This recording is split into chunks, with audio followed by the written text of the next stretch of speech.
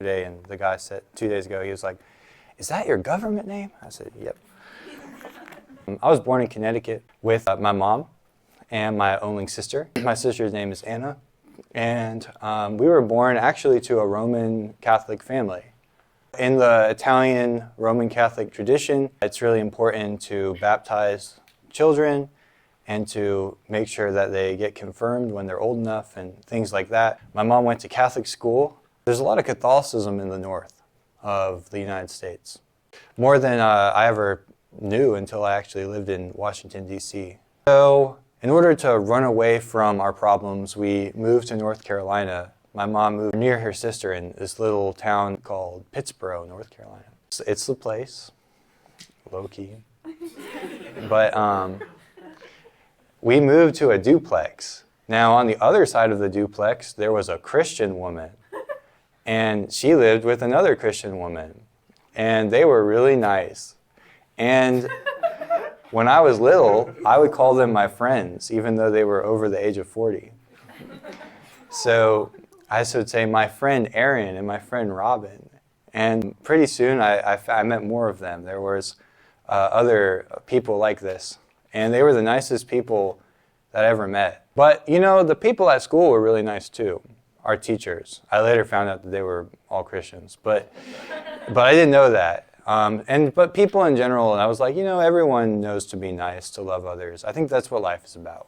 You know, we struggled a lot financially in different things, and the church would always find a way to help us come through and help us have a car that was running and different things.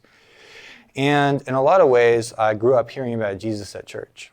From a very young age, I was interested very much in science.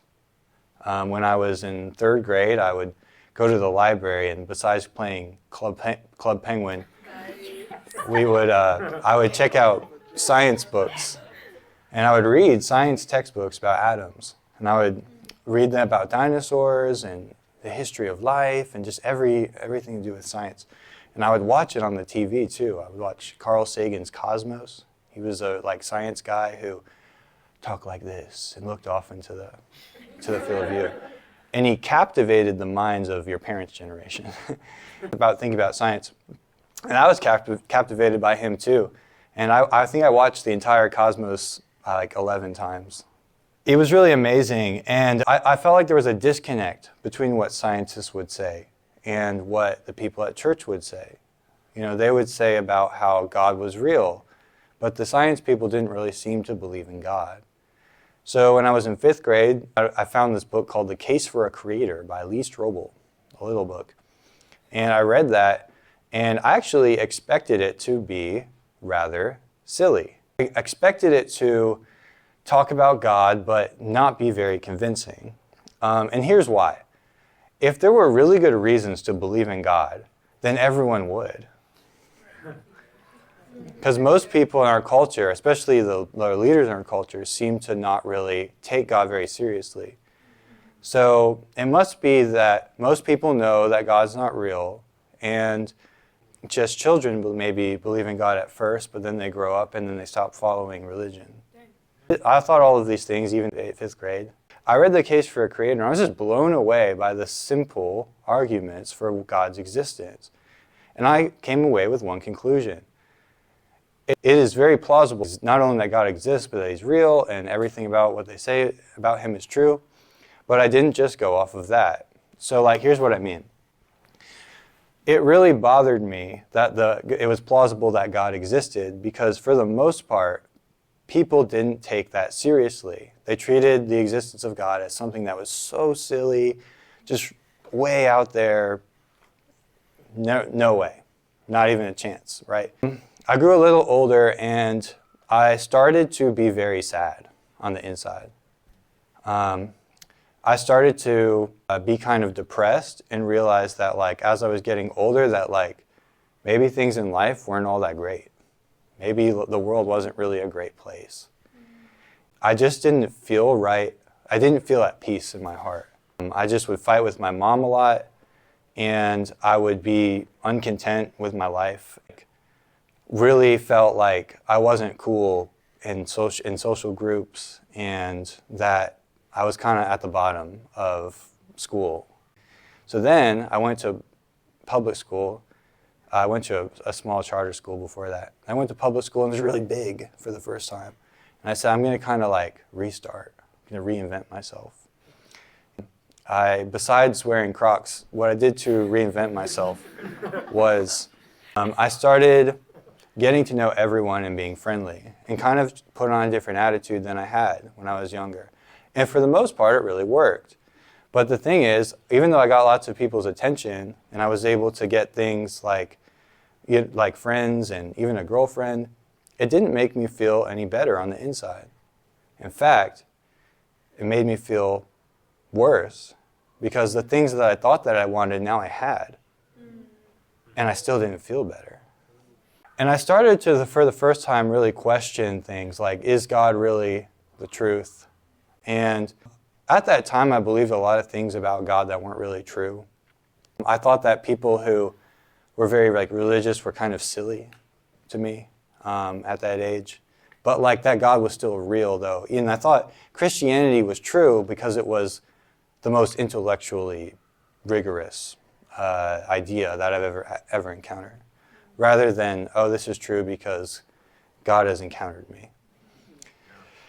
And so I intellectually believed in Christianity. So I prayed a prayer, and this is a really dangerous prayer. I said, God, if you're real, I need you to take over my life. Because part of me believed that, well, if God doesn't answer this prayer, it's like, I don't even know if I want to live anymore, to tell you the truth. And something crazy happened. God did take over my life, but this is how it happened. So I went to a youth group trip called Student Life. And I went to everything. I went to Boy Scouts. I went to 4-H. I went to camps.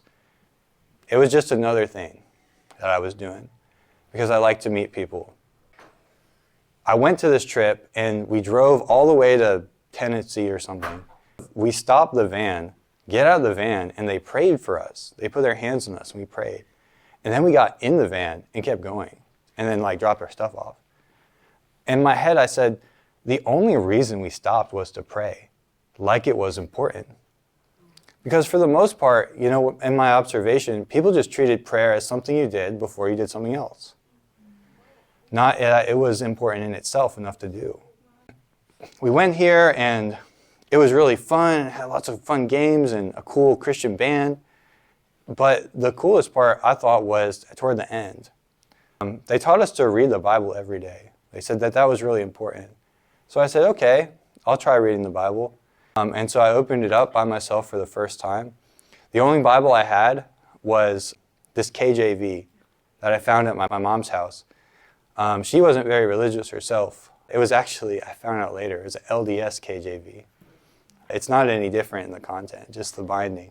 She had gotten it probably from some LDS missionaries along the way. I was sitting there opening, I'm reading this Bible. If I'm honest, I went and chose the place I was going to sit because it was near this pretty girl. But then I opened the Bible and I was reading it, and I was like, interesting. And so a little later on, there was going to be the last night. And the speaker was going to do a Q&A, all right? So everyone else, you could go to the Q&A as an option, or you could go play sports, do some games over there. And I said, I'm not like the sport kid, I'm like the nerd kid. So I'm going to go to the Q&A. And I go to the Q&A, and this girl in the back, she raises her hand in her very southern English, says, how do I know that I'm saved? It was deeper than that. I was like, a little bit. And I kind of sat there and I said, what a silly question. I said, why is she asking that? Doesn't she know the first thing? It says, do you believe in God and you'll be saved? The way he answered made me think, this girl isn't just talking about believing in God. There's something else she's referring to. And it started to wake me up to realize that there was something more to life than what it seemed on surface level. Later that night, a preacher guy, some guy was just, I don't even know who he was talking about the Bible. And I don't remember anything he said except at the end. This is what he said. He said, I want you to think. And he said, if God really was going to judge you by the law as we understand it, as we read in the Bible, would you really stand innocent or condemned? And something happened, something supernatural happened. I kind of was stirred on the inside, and I woke up for the very first time. And there was like this divergence in my mind. There was a feeling, there was a voice that came alongside me, and it said, you have been here before, and you've never crossed over or woken up. I've never heard a voice like that before, but apparently I had, without me remembering. And this weird feeling came upon me, basically like this. If I don't go now, then I might never go. Something really important was happening, and I didn't know what it was. And I leaned into the truth. I opened my mind and my heart, but I actually didn't. God opened my mind and my heart. And the truth came in, and I said, that is who I really am. Under God's law, I do stand condemned. For the first time in my life, I acknowledged that God was the righteous, not me. And that I'm no longer judging God by my standards, what I think God should be, do, say, what he should allow in our government, in our land, in my own life. And for the first time, I accepted that doesn't matter what I think, it's what God thinks. And this was life-changing. If you had told me up until that point that I was asleep my entire life, I would have believed you, because I woke up from a bad dream into the real world. And I kind of looked at my hands, like, where am I? I said, how did I get here? And I was like, I know how I got here in a van, in a car.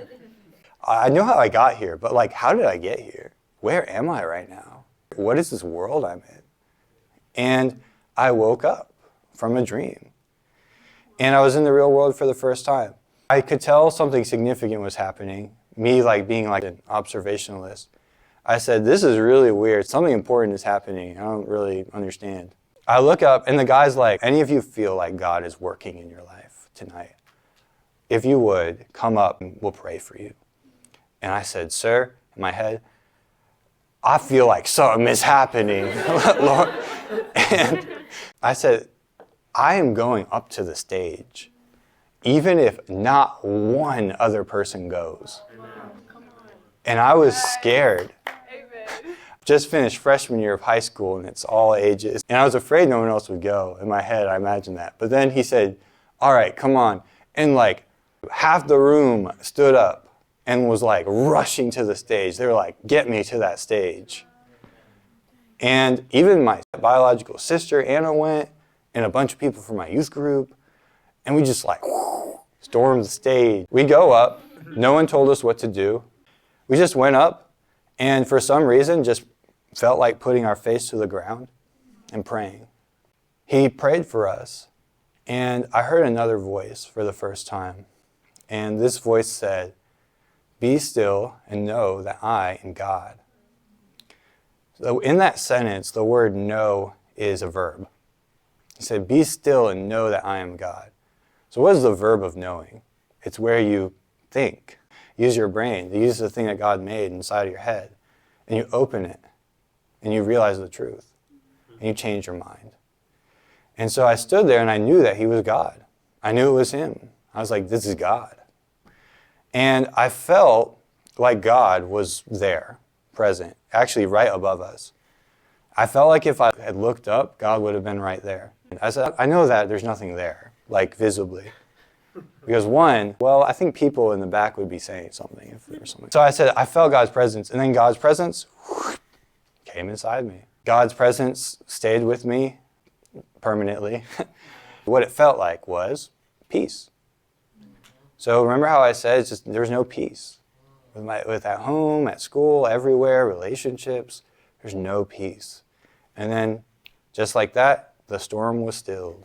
And Jesus' peace was inside my life permanently. They said, all right, we're going to walk out of here, go to our small group with our youth group. He's like, let's just all be quiet for 10 minutes.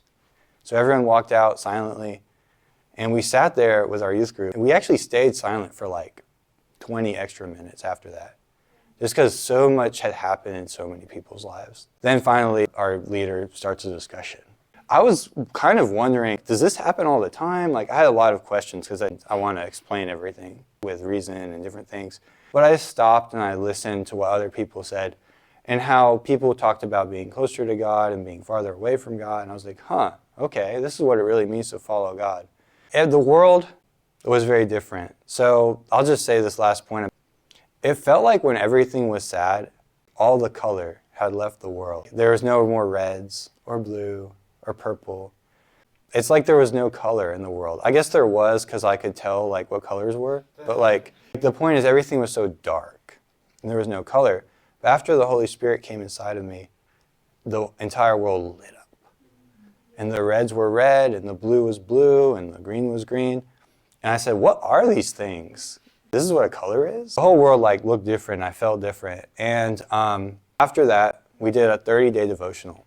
And me and my sister and my mom, who is not very religious, did the 30-day devotional together in the living room every day. On the 31st day, I went into the living room and I said, hey guys, let's do a Bible study. And that's what I sounded like in high school. And my mom and my sister look at me and say, no. And I said, why? They said, the devotional, the book is over. And I said, but we can just read a Bible verse from the Bible. And they would not have it. And they became angry at me. And I went to my room, and I kind of sat there, and I had a realization. I realized that following God is going to be difficult. And you might have to do it on your own. And something had happened to me that maybe hadn't happened to my sister or other people. So it was a moment when I realized I was on a different path.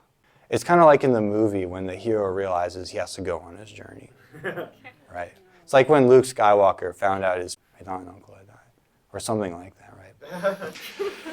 And so after that, I started following God. Sin had left my life. I felt happy. I felt fulfilled. I wanted to go back to school and meet everybody. I didn't want to watch TV anymore. I stopped caring. And slowly I did eventually. But for some reason, I didn't want to watch TV because God's presence was so powerfully upon me. And sin was out of my life for a time. But the thing I realized is that God's presence was something that was always there, but whether I could feel it would vary.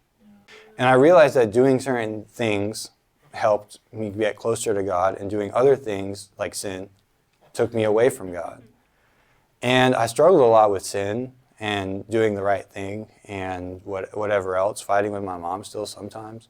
Praise the Lord, He loved me enough to get me through that, that time and into the next period of my life. When I went to college, my freshman year, I had my Bible covered in duct tape.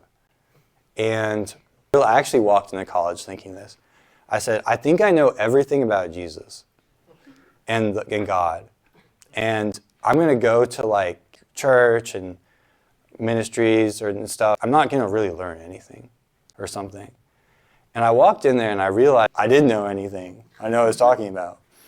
And I had no wisdom. I had just such a wonderful time in college growing in wisdom because of groups like this, just going to church, meeting with older church members, being involved in my church, and not just being that college student who goes to the church, but helping in the nursery, volunteering at weddings. We have weddings all the time at our church that they need volunteers for, right? And just going to social events with old people.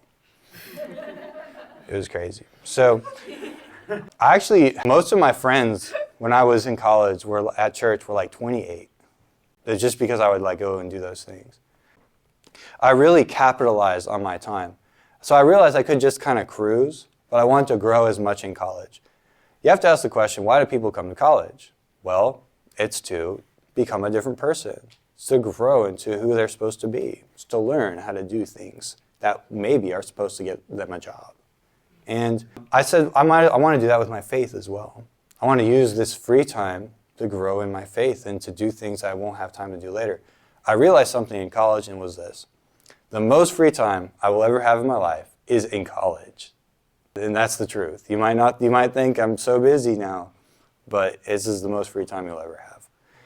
Because after you graduate college, it's like work, sleep, eat, maybe. Right? It's like, that's your life. No, it sounds sad, but like, you become boring when you get old, so it's okay, don't worry. All right. You become like your parents. So my encouragement to you would be to use that to grow in your faith and to explore. All right, now I'm going to talk a little bit from the scripture after I drink a sip of water.